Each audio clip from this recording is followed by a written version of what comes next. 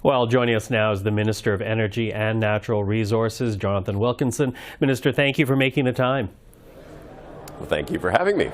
So let's talk about LNG here, because with this pause in the United States, many have argued now's the time for Canada to ramp up LNG production, for governments like yours to support the industry. Is there an argument from your side to be made about ramping up LNG to make up for any shortfall that American policy will create? Well, I mean, let me say, first of all, we welcome what the Americans have done. They basically said they're going to pause and look at how LNG fits in the context of the work that they are doing on climate. That's something Canada did several years ago, and that's why we have worked very hard to ensure that Canada's LNG is the lowest carbon LNG anywhere in the world. We put in place methane regulations. We require that the liquefaction is done increasingly with electricity. And so, I do think that in a world that is looking to decarbonize, they are increasingly looking for low carbon sources of natural gas as part of the transition. That certainly positions Canada quite well. I would, though, say that, we also have to be cognizant of the fact that the International Energy Agency says that, gas use is going to peak, demand is going to peak before the end of the decade. And so countries that actually focus on providing very low carbon intensity natural gas actually can have an advantage in that kind of a market. So an advantage, is that something that Canada can step into readily, though?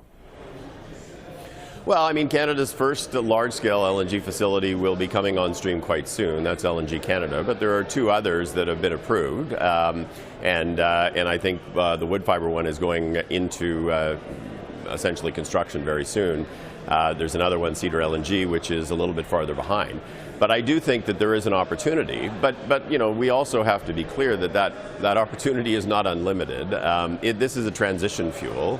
At the end of the day, if we are going to achieve net zero by 2050, we need to see declining usage of oil, coal, and natural gas.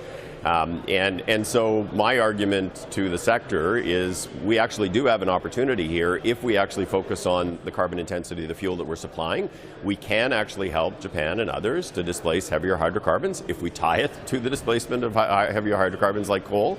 But we have to be thoughtful about this, and that's why I say we welcome what the Americans are doing, because they are now following in Canada's footsteps. Okay, following in our footsteps, though, but what about increasing production? What about increasing government investment in a sector that really wants to take advantage of this right now?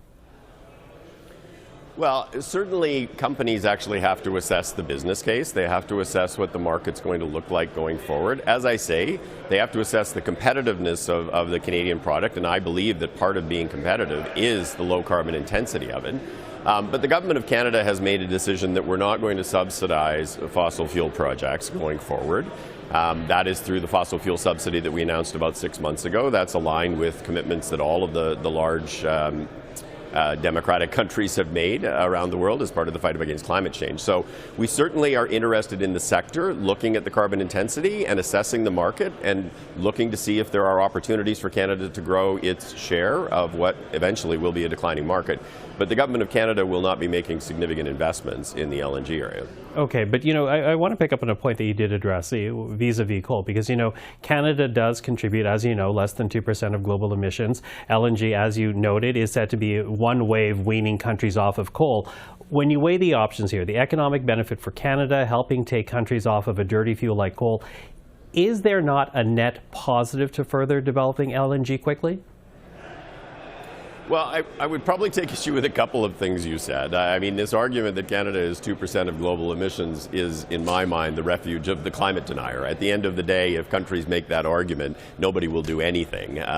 Canada needs to participate. We are one of the top 10 emitters in the world, and we are number 1 or number 2 on per capita basis. So we all have to contribute to the fight against climate change. But in the context of displacement of coal, you actually do have to focus on domestic emissions, which is what the Americans are now going to do for the first time, in terms of methane in the upstream, in terms of how you actually liquefy, because you only actually improve overall carbon emissions generally, globally, in terms of displacement of coal if you're offering a product that is low carbon. At the end of the day, the higher the carbon intensity of the fuel that you're sending out as natural gas, the less displacement of GHGs that you get from displacing coal. So there is an argument, but you have to actually focus on ensuring that domestic GHG emissions are low, and you actually have to to tie it directly to the displacement of coal. It can't be displacing renewables, or you're going in the wrong direction.